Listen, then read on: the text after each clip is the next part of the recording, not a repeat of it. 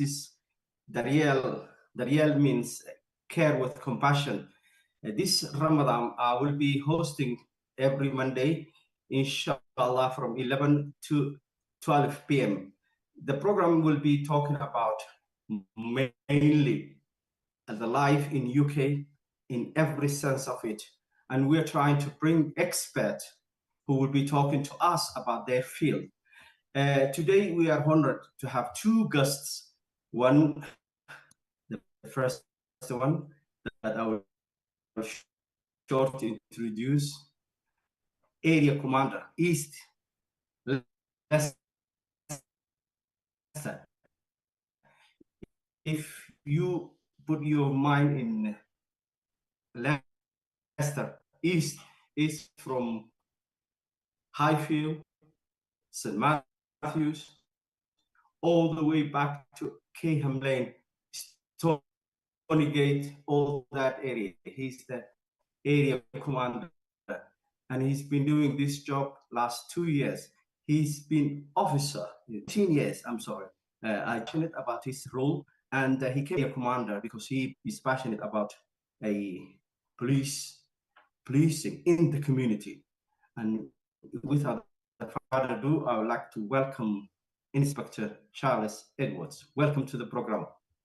Thank you very much, Hashim. Thank you for inviting me. Charles, very much appreciated. Thank you very much. It is an honor. For example, one of the things that I always say is, and this is my way of welcoming everyone. When you were a young person and trying to consider a role in your life, you had some role models, people who you inspired to join the police. They might not have an uncle, they might not have a neighbor that they can see the human side of the uniform. In your case, first, who inspired you to join? And my second question is, if youngsters who are listening to us today who want to join the police, what they need to do? Okay, yeah, no, and that's an interesting one. I think a lot of people see becoming a police officer as like a vocation, you know, someone's the dream of many to do that and to fulfill that role. Interestingly, I didn't really think of being a police officer when I was younger. I wanted to be a scientist, I wanted to be a doctor, and actually I wanted to join the army. They were kind of my things. So actually I went to university with the dream of becoming a medic, doing medicine. So I did medical genetics and then joining the army. I did a lot of work in my school and my community as a part of Combined Cadet Force. And then I got trapped by a woman. So now I met my wife early on at university. And actually my view there and then was that I didn't want to go overseas. I didn't want to kind of leave the community I was part of. I came to Leicester in 2001, haven't left since. And actually I almost naively saw the police as being similar to the army with the discipline and the support, but without having to go overseas. So a bit daft, but actually I didn't have any police role models. What I had role models within school, within university, were people that cared and wanted to make a difference. So actually, as I was here in Leicester, I wasn't enjoying the role I was in, working with computers, so I joined the police. And you know what? Every minute since then, I say every minute, it's a few not, but most minutes since then, I've loved every chance I've got. The thing I like about the police is that it's not just what you see on TV. It's not just locking up baddies. It's not just, chasing people in cars. There's an awful lot more behind that. It's about identifying and supporting vulnerability. It's around engaging with the community and trying to build that trust. So for me, I've kind of almost made my own role model based on the things I liked in other people and other groups. So that was my story. And I'm here 18 years later and actually really enjoying what I'm doing. Connecting with communities and cultures I haven't had to in the past. And actually, that's what makes Leicester special for me. That's why I'm here and why I want to bring up my family here.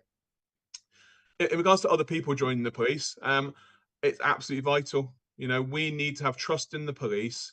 We need to feel represented. And we are still underrepresented when you compare it to the communities and cultures of Leicestershire, never mind East Leicester. So actually, we need to ensure that people don't see it as a serving role. You know, that's been in the past that actually a police officer, someone that just went around and served other people. You know, actually, especially when the communities of East Leicester, you know, pharmacy, medicine, you know, doctors, dentists, that was really the roles, because that was earning the big bucks and was helping people in a more constructive manner. As the police, you can do that. So actually having the people that have championed that, you know, having the various officers from different cultures come through, hopefully builds some trust, but I know it brings challenges with it. So my view would be, if you are interested in helping other people, in putting away those people that cause us the most harm and protecting those that need it, then the police is a brilliant role. We have in the past had massive issues with racism, with cultural issues around females. Hopefully, that's made a big step forward now, and we're working as hard as we can to make sure that is not a part of any role of the police. We want to have our police represent the communities we work with, and actually we need to champion that, and we need to get the youngsters interested in it. So, I mean, personally, I've had people reach out to me from various communities. I would encourage that a wholesale. I will do everything I can to make sure that we get the right people in the police, and the right background makes a big difference. A big part of it is even simple things like understanding the cultures of communities. And if you've got language skills on top of that, that is a massive, massive bonus for me. And actually working alongside Sergeant Adam Ahmed, working along some of the officers coming through now, it's a massive difference. You know, even seeing the way the hijab's been brought in, that has been absolutely superb. The work that Yasin's done around that, the work that Jakob's done in the past to make sure we embrace those cultures is special. And I've come here from, you know, I'm middle-aged white male. I've not had the challenges many others have had. So it's me listening to people and being there to support how I can. That's my role here. Thank you very much. My second question, Pete, if a young person now just considering joining the force, what advice you will give? For example, is some of the youngsters just want to test the waters. Is there a way that they can meet up with any officer that is dedicated in talking to you, these youngsters, Definitely can. to join the So we force? do have a dedicated recruitment team who have superb knowledge on the subject, and you know, one of their roles is to make sure that we recruit the right people in. You also have your local beat team. I don't know many police officers, especially the beat officers, who aren't proud to talk about what they do and get people engaged and involved. You know, gone are the days where we can just pop down and have a game of football. Unfortunately, there's too much scrutiny now on, you know, the money that comes in and how it's used. But actually, my advice would be, if you're even considering becoming a police officer, reach out, get involved. That might be doing some volunteer work. That might be becoming a police cadet. It might just be come and speak to your local police officer. I mean, my details are out there. I'm more than happy for people to drop an email to me and to speak to them, because I want people to have the full knowledge about what the role is. You know, it's not easy. I need people to know what it is, but I also want to get the right people in there. So my view would be, get involved, reach out, and don't be afraid to be the first.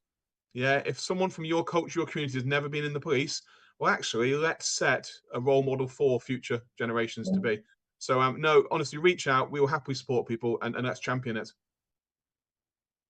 Thanks very much. Many people want to know, for example, we talk about always neighborhood policing and all that. Understanding neighborhood policing in Leicester, especially East Leicester, can you give the community the way that they can perceive what it means, policing, and how can communities build a positive and trusting relationship with your local officers? Yeah, and that's a really good point, because I can tell you now that you know, I haven't been in the police for 18 years. We changed our systems dramatically, and the people we don't always explain it to is the people we serve and protect. So, no, it's a really good question. Actually, I think the neighborhood policing is generally in two parts. So you will have uniformed police officers out in cars who will be responding to emergencies. Now that might be 101, it might be 999, it might be someone who's coming through the single line home. They are neighbourhood officers who will cover the whole of East Leicester. And you know what? If actually South Leicester is really busy, they might be covering across there as well, because we can't just be sitting in East Leicester, you know, cheery that we're looking good when others are drowning. So that is one part of neighbourhood policing. They work 24/7 every day of the year. They are there to protect people and to do the jobs. You then have the neighbourhood arm, which I'm in charge of for East Leicester, which is your local beat teams, your Safer Summer Streets team, your dedicated neighbourhood officers, your PCSOs, and your neighbourhood priority team. They are there. They are dedicated to small areas of East Leicester. They are fully identifiable and searchable online. So if you want to know who your local beat team is, just go on our website and put in your postcode. They will be out on foot a lot of the time. Their primary role is to engage with the local community, problem solve and problem manage what we can that's going on in the area, the things that affect you as individuals and as communities. And they will hopefully be that continuous, that credible relationship building part of it. So we put a statement of expectation on people that join these roles to do it for several years, because there's nothing worse than to build up a bit of a reputation with someone, a relationship, trust them, and then they vanish. And that's something we've done in the past, unfortunately. So you have those people will be there for some time. And actually, the PCSOs are given some quite hard time because they don't have the powers of their PC colleagues, but they are often there to be the forefront of that community engagement and actually to be that long-term contact. So if you do not know who to speak to, even to ask a very simple question, just pop on our website and have a look who your local beat team is. And actually, if you want to follow on the social media and on Neighbourhood Link, they will tell you every week or every month where they're going to be for a meeting. Because actually, some people won't feel comfortable approaching us. We need to approach them. So we will make sure we are readily available, and that's the job of those teams, as well as to support, Ramadan and Eid and Diwali and the various elements that we want to make sure we get right. So that's their role. Thank you very much. Some of the communities, for example, who are listening now might have witnessed a crime or has information. What's the most effective way to report? It should be calling 101, use online, or visit the station in person. Some people might be also reluctant to be witness themselves, but want to give you the information. So how they navigate? Because some of the people really sometimes have this. I'm not saying fear, but they don't want to engage directly when they see a crime. No, it's a really fair point, and we don't want people to fear doing it. We also don't want people to be put out too much, and especially if English isn't your first language, it can be even more of a challenge. My view and the way I'd say to people is the best ways of getting hold of the police are 999 in an emergency. Okay, and by an emergency, that is if you see a crime that's happening in front of you or someone is in serious harm. Okay, this isn't that your planting pot got stolen last Wednesday. That's not an emergency. That can go through a normal route. But if you see a crime or someone's at risk, ring 999 there and then. Okay. If it's a slower time issue that you need to be dealing with, then 101 is absolutely fine. Okay, that will go through to our control room. We have specially trained people there who will use interpreters, which we have access to 24/7 to help understand the problem. And they will do a risk assessment based on what you say. Now, they might turn around and say, actually, we still want to get someone out there quickly. So even though you've rung on 101, they might still turn up with the lights and the sirens on. That's the right thing to do. But there's lots of other alternatives now. So Single Online Home is the online system. That's a real good way of giving the right signposting to where people need to go. And also it steers the conversation to exactly what's needed. Also, you've got, if you are nervous about or fearful about information being given, Crime Stoppers is still a really good system, and that has interpreters as a part of that as well. So if you saw something that you wanted to make us aware of, but you were nervous, Crime Stoppers is a perfectly viable way of doing that. And actually, that's something we need to make sure people are comfortable doing. I can tell you now that I do not know what's going on in the community as well as the community does. And if we don't have people, A, feeling comfortable to come forward, and B, us helping them do it in the simplest manner, we will fail as a police force. We are here to be part of the community. My personal view is that when we have to police the community, means we've generally failed. We need to police as part of it. So yeah, we need to get people letting us know what's going on. And I would rather people let us know about things that weren't important than didn't let us know about things that were. So yeah, please encourage people to let us know. And we do have the systems in place now to support it. Thank you. One of the things that you touched upon is the language barrier. Sometimes people who can be a victim of crime themselves and not comfortable or have little English. What ways, because when I'm really hurting and I need the police officers to help me, what's the best way? Who's going to help that person that have that language barrier? Yeah. So what I would say is every police officer has a mobile phone with access to full interpreter system. Okay. It's not ideal. I appreciate that, but it's a good way of us getting the basic information. If you have to give a statement or give some important information, we will use an in-person interpreter to make sure we get that right. The other thing I would say is, and we're really fortunate in East Leicester that we have a key individual network where actually they interact with the police regularly and can help with that language barrier. So I know many of our counsellors have helped with passing information through. I know we have support services that help it, but whilst I have a lot of officers that speak other languages, it isn't always the case across the whole force. So my view would be, as long as you let the officer know which language that works, we will get an interpreter for you on the phone and we can get that information. Okay. It will hopefully not put people out. We need to make sure as easy as possible. Thank you. One other thing that people always wonder is the follow-up. For example, I have experienced. What should a public expect in terms of follow-up?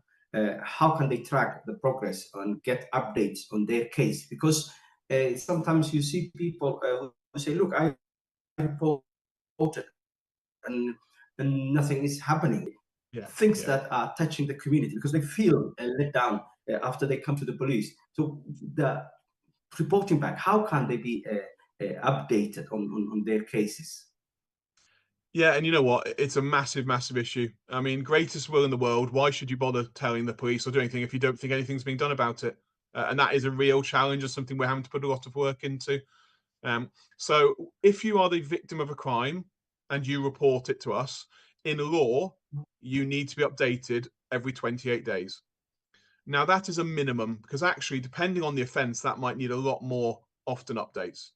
Now, if anything significant happens, such as someone's arrested or someone's bailed or some work's done that's important, you will get an update within 24 hours. That's the rule. But otherwise, 28 days is the maximum you should go without an update. Now, the thing we're working with police officers, and police officers are human, they don't always realise the impact it has on people. So we have something called the victim contract of contact, where actually when you are the victim of a crime, you should agree, the police officer and the victim should agree how often is actually sensible for a crime. I know some crimes where the victim needs an update every 3 or 4 days. That makes sense. I know some that don't want an update until every 28 days. But that's to agree between the victim and the officer and to then also have the means of doing it. So do you want a text message? Do you want an email? Do you want a phone call? That needs to be agreed. The more tricky bit is when someone's a witness or has raised something through other means.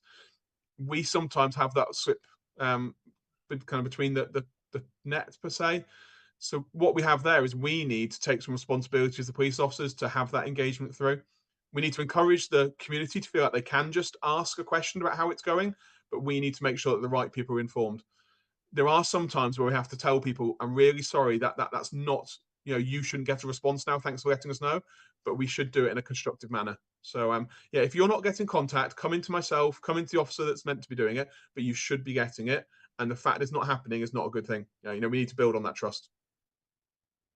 Thank you. Sometimes police think that it's low-level thing, and the police are called, or sometimes they think, okay, that's not emergency. But I'll give you an example. Someone who just get in touch with me. There are youngsters who come to their cul-de-sac where they know the police will not be coming in. It's not the main road, and they do a lot of sort of things, sometimes very loud inside their cars, music, where vulnerable people are living around the area. And the person said to me, look, we even stopped the police officers on the street, but they told us they were going to emergency, which is fair point. But they invited to call 101. Those kind of things are happening in the community, and the people need to be safe in their homes. these lads might be thinking, okay, it's okay to have a bit of laugh or whatever they are doing inside their cars, but they are not in that area. Yet again, they are causing trouble. But I'll talk to you about that. But in general sense, if people Yeah. are in that situation. Yeah, I mean, everyone should be able to enjoy their lives, should be able to thrive, their family, their their community, and also their business. So yeah, no, you're 100% right. When I spoke about the two-tier of neighbourhood policing, those officers, like you said, probably going to an emergency, they're probably not the right officers to have that information, but they should pass that through, or they should let the person reporting it know how to let us know. So if you want your local beat team who have responsibility for your area to know what's going on, and they haven't got crystal balls and they're busy, so they need to know, then best thing to do is go online and drop them a message through the website. They will then work with partners, be it with the council, be it with non-government organisations, charities, to make that a bit of a difference. A lot of these things aren't police matters, but that doesn't mean we haven't got a part to play. So if it's just antisocial behaviour, we do have a part to play to a certain degree, but the council leads on that around noise. But actually, we need to know about it. And as you say there, quite appropriately, a cul-de-sac, etc. Not a main route. We don't often get a chance now to go down those. We need to really focus our time on the right areas. So if that's an issue we don't know about, then we need to know about it, and we need to get down there and sort that, because that is not nice for anyone, especially if there's a vulnerability at play. So please report that type of thing through. Do it through the website if I were you. And that will then get you a response. And there is a neighbourhood guarantee now that you'll get a response within 72 hours with a meaningful kind of suggestion of what we'll do next. Thank you very much. Last but not least, for our listeners, if you want to leave one key message for today, what it will be? Well, I mean, other than have a wonderful month of Ramadan, I mean, it's a brilliant time. I mean, I'm doing fasting today and tomorrow, and yeah, goodness knows how it's done for a month. But no, I think personally for me, having come to East Leicester from other areas, I think we need to ensure that people are comfortable to celebrate their own individuality, their communities, their cultures. Be empowered to enjoy that. Just do me a favor, do it lawfully, and ensure that we're tolerant of others, because actually we need to make sure that's the right thing to do. But I just want people to feel comfortable, to be able to thrive, and to trust their local police. So if you have concerns, let me know. The last thing I want to do is turn up at a meeting and be ambushed about something that was 6 months ago, because I need to deal with these things and I need everyone's support. So thank you to everyone in the community. And just what I'd say is keep celebrating what we can. We want this to be a special area. We want Leicester to be the best it can be. Thank you very much, and thank you for joining us. And it's been a pleasure. And I wish you the best. You are fasting today and tomorrow. I would like to know at the end of this. I'll text you to see how you're feeling. Well, I cheated last year and had water in the day, not realizing. So this year, doing it properly. So yeah, it was yes, no water, no food. No, nothing. No. Okay. No, nothing. Okay. You have a few hours to go now. Thank you very much. It's not. Yeah, it's not bad this year compared to a few years. It's not too bad this year. But yeah, no. Thank you. Thank you very much. You are really live here in Ramadan FM 87.7, and you can also join us DAB 9B, and also all the social media, Facebook, LinkedIn, YouTube, name it, we are there, Twitter. This month of Ramadan, it's been really good this is the third year that I'm doing this show. The show is about community. This show is about what the community needs. It shows about to get engaged and also make sure. My next guest, I hope that he can open his the camera. Will appreciate. He's really a hero to me, and he's one of the people that I think have the capacity not to say no to the community. Ahmed Kasu is really one of the pillars of the community. He's one of the person that I can call when a death occurs. And I really have this way. He started, Ahmed Kasu, during COVID, when many people were having a really careful, even not to attend the funeral of their own people. He was one of the people who were out there, who volunteered when he sees the difficulty that the community was going. and he did what he could to attend. I know that sometimes he and only his colleagues were the only one who were putting the body in the ground. And ever since he's there, he's member of AC, a member of British, a member of Muslim Burial Council of Leicestershire, MB Muslim Burial Council of Leicestershire. He's executive member there, but he's known to be hands-on. He's one of those people who you can call when there is really, and he has this way of welcoming everyone. I remember people calling him 3 a.m. when they don't know who else to call. Without further ado, I would like to welcome Ahmed Kasu. Ahmed, welcome to the program. Assalamu alaikum. Jazakallah for having me on. Apologies, I'm looking at my phone because somebody has just messaged me regarding a funeral. So I will get back to them, inshallah. So I do apologize. No, thank you very much. Nothing to apologize. I know that you are always on hands-on. One thing that I like to ask you, because I know that you are very busy, what are most important things for families to understand about Islamic barriers practices here in Leicestershire to when death occurs? What it is that they need to understand? Alhamdulillah, what I can say that in terms of burial practices, we are very fortunate that as Muslims in Leicester and Leicestershire, our burials can take place on the same day or the next day or as soon as possible, obviously subject to formalities being completed and the availability of burial slots at the cemetery where we're going to be burying. So we're very fortunate. And also in terms of burial, we can also bury with a shroud, which is obviously the closest in terms of burying in the Islamic way. So we can bury with a shroud as well, without a coffin. So alhamdulillah, burial we can do in as soon as and according to Islamic practices. Thank you. One of the things that people always have, there are different scenarios, and the death can occur at home, expected one. It can be unexpected. The person can pass away in hospital. They could be involved in an accident.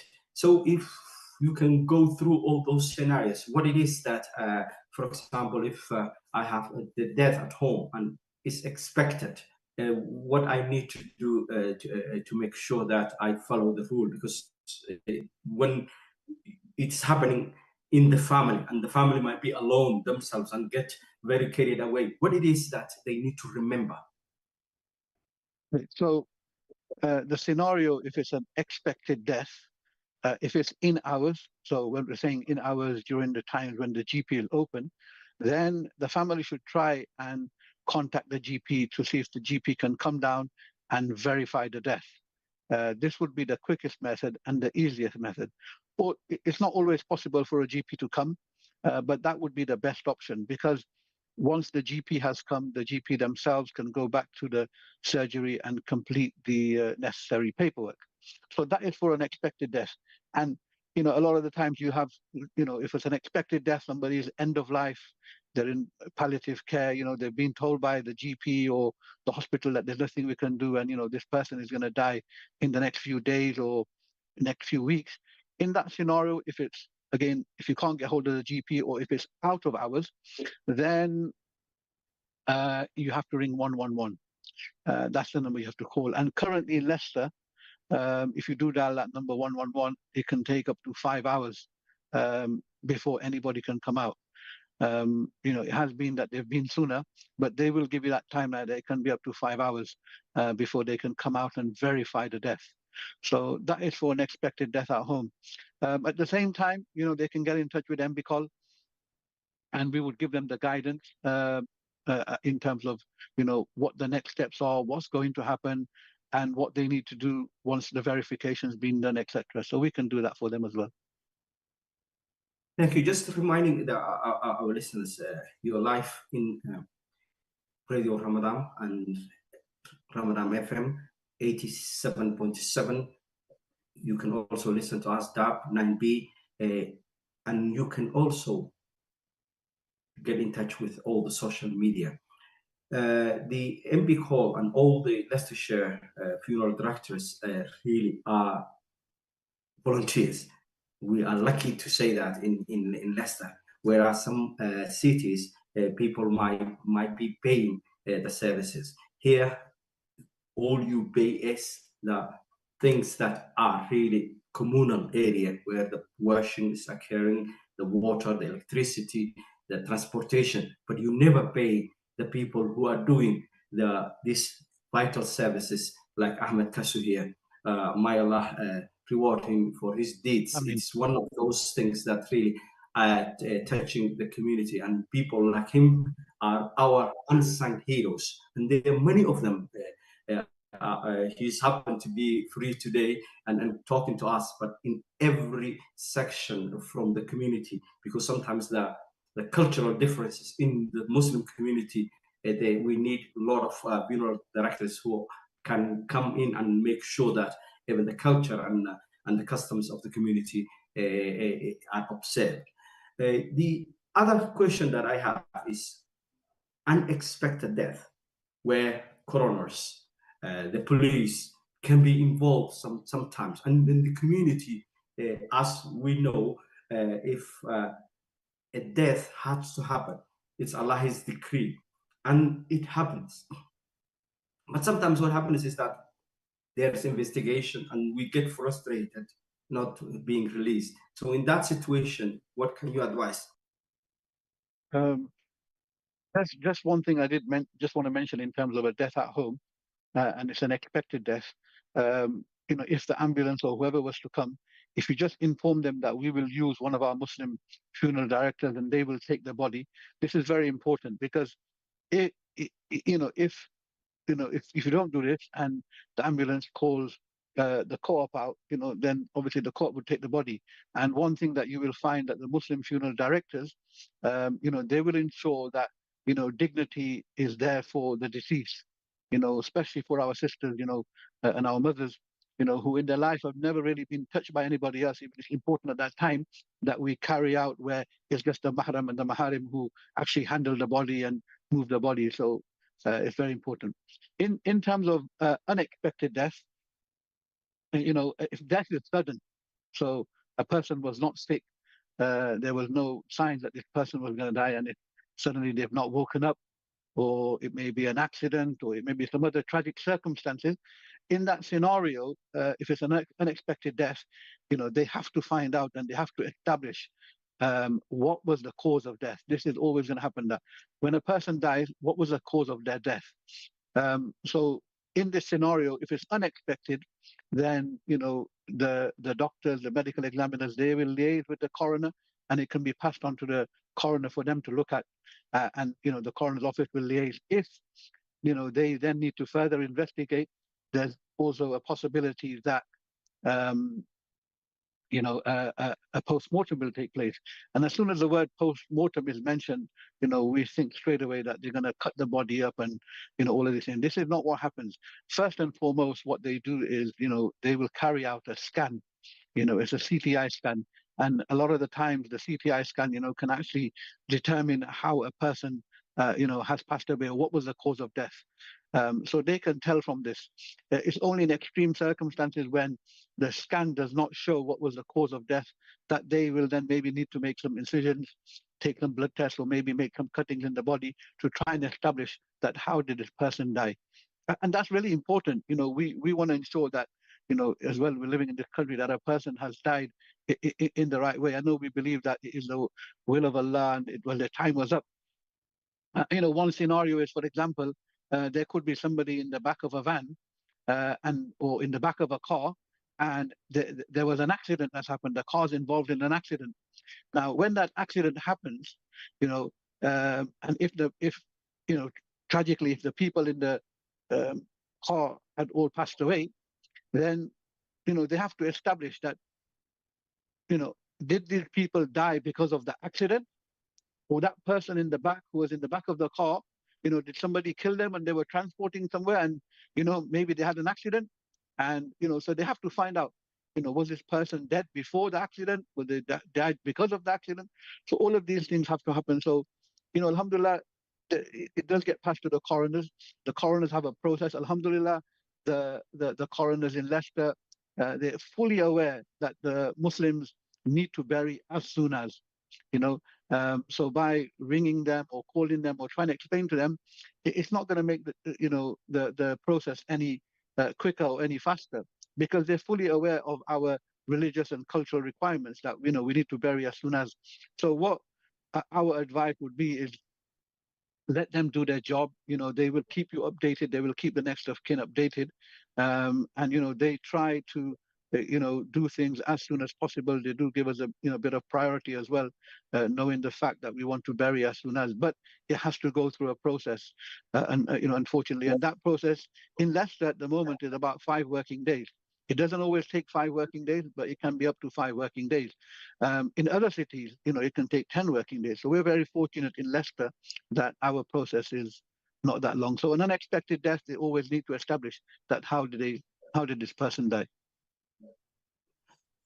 Thank you very much. One of the questions that keep coming back from the community is that they are overwhelmed at that point and they never experience. But sometimes they have this fearful way of, especially when it comes to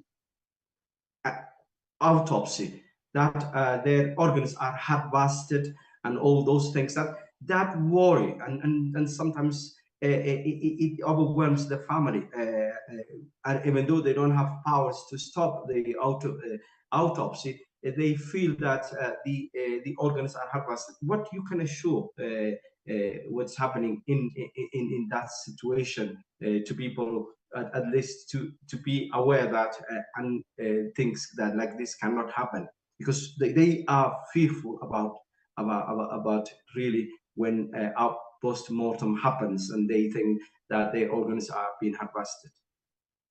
No, from our experience, this doesn't happen. I think this is just something that people think that happens, or maybe they've been watching too many movies or listening to the wrong things. But parts are not removed. When all they do is they are checking, whether it's the heart or whatever else that that is, looking at the vessels, or are the vessels expanded or narrow, whatever. From these things, they can tell, that was this the cause of death. They don't take parts. That's, we can give them that guarantee. If they do, sometimes they take tissues. If they can't establish the cause of death, they will take tissues. And if the explanation of a tissue is like the hair, that's how small it is. And they will take a number of tissues from a number of places, and they will actually give a record and keep a record of which tissues have been taken out. If they need to carry out some further tests on those tissues, then they will carry out those tests. And when they have finished testing, they will return those. And then it's normally the funeral directors who will arrange for collection of those tissues from the mortuary at the hospital, and then arrange for burial in the same grave. So, and like I said, the tissues are just small pieces of hair. If they were to take any parts out to carry out any further testing, they would inform the family. The family would be informed. But this happens on very, very rare occasions. Sometimes in children, it happens that they need to do this, but in adults, very rarely. Thank you very much for clarifying that, because I was involved with 2 major accidents that really were vital to clarify the cause of death, because they were both violent crimes, and the family were involved in the decision makers making. The coroner told them they need to keep the brain for further tests.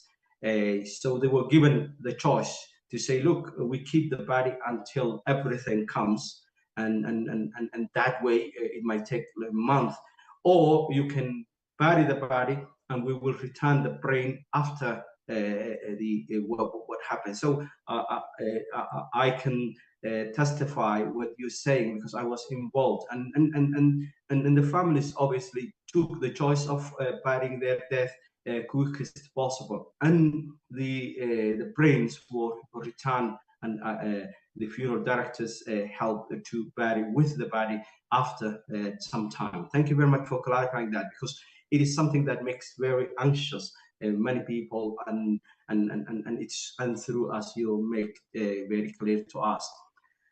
One of the things that I would like here is some of people are really worried about. So how well mainstream services such as hospitals, coroners, registrar understand and accommodating the Islamic burial needs? Is there more to be done? Do they need to do more? So that's a question that many people were asking me, and I always pick up the main questions that people are telling me when I'm inviting experts like you. Again, here the hospitals, registration services, the cemeteries, coroners, all of them are familiar, and all of them have previously, by our elders, been educated about, you know, our needs and requirements as Muslims. So if we start from the hospital, even the nurses themselves, they're fully aware. And you know, if somebody was to pass away in the hospital, they will give people time to, you know, be at the bedside. Now, we want early release. We want everything to be done quickly. But however, as long as people are there in the ward, they will not take the body down to the mortuary. They will let the family be next to them. So they're aware of this. The bereavement services, the medical examiners, even here, you know, as soon as, you know, there's a marker to say this is a Muslim death, you know, they will try their best that they will issue the, you know, cause of death as soon as possible, try and get hold of a doctor. And again, the medical examiner themselves, they're overwhelmed. You know, they have so many cases, but again, they will give priority to Muslim death so that we can bury on the same day or the next day. So everyone is fully aware. We don't really need to try and explain to hospital staff or the bereavement services that we need to, you know, bury as soon as possible. They're all fully aware. Again, at the registration services, you know, the same thing. They will have slots during the day which are free, so that if there has been a Muslim death, then they will try and fit us into that slot. We don't always manage to get the slot, but they are available. We did have a process previously with the council where we were able to walk in. This was prior to COVID. Unfortunately, that service is no longer available, but we still have a process where we can bury. We can register on the same day. So all of these, you know, the hospitals, the coroners, the registration services, and the cemeteries are fully aware that, you know, we need to do things as soon as possible. Thank you. One thing that I forget, which is very important, many people do not know how to handle when death occurs at home or in hospital while they are with them. So I'm not trained Islamic way to deal. What I need to do when my loved one passed away and laying there. So what is the first thing that you advise us to do? For example, what it is that they need to do. I know that we cannot use images here, but please be imaginative. Very simply, first thing is they should remove the pillow from the back of the head, lay the body straight, put the hands to the side, close the mouth, and use a scarf or a bandage or something so that the mouth remains closed. Once the body becomes cold, tight up here. Tight, yeah. And you know, normally when somebody calls myself or my colleagues, we have a short video, about 30 seconds, and we send it across to them. And also the feet, you know, put them straight and tie them together so that the feet stay there. Because once the body gets cold and the body parts are, you know, fixed in a certain way, that is very difficult to move them later on. So close the mouth, close the eyes, remove the pillow from behind the head, lay them flat, and put the legs straight. Thank you so much, Maila, what you do for the community. And we didn't make it just 20 minutes to talk to you about this vital thing. But thank you very much, and Maila, what you do, and your colleagues for the community. Jazakallah khair. And no problem. Jazakallah for inviting us. And like I said, we couldn't cover everything. But yeah, we're here, MB Collar here to support anybody at the time of death. Jazakallah khair. One thing that I remind everyone, as we bring an edition of Tariel, and this comes to close, I express my sincere gratitude to our expert guests and joining us today and sharing the invaluable expertise. And I thank everyone who joined us, and thank you.